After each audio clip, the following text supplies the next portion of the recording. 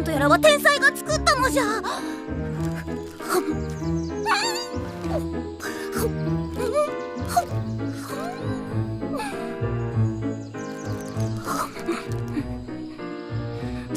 うなくなってしもうた。幸せとは長く続かぬのじゃな。これはほんのり苦くて甘味のお供にぴったりなのじゃ。どれ他のパンにも合うかの。いかんいかん。